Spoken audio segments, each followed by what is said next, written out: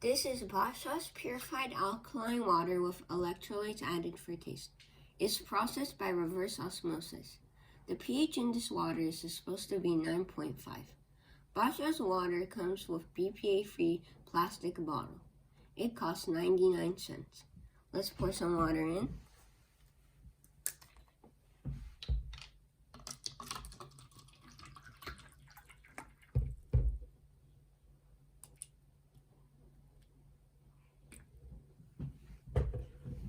First, let's test the TDS level.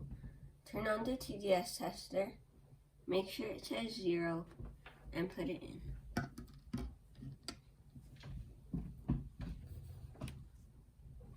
$54. That is carbon filtered mountain spring water. Now let's test the pH level. Do 2 to 3 drops.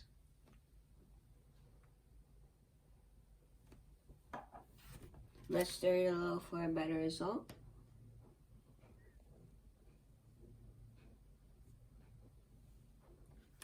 I give this an 8.5.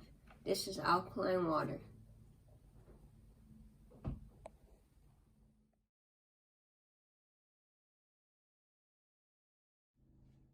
Stay tuned, like and subscribe.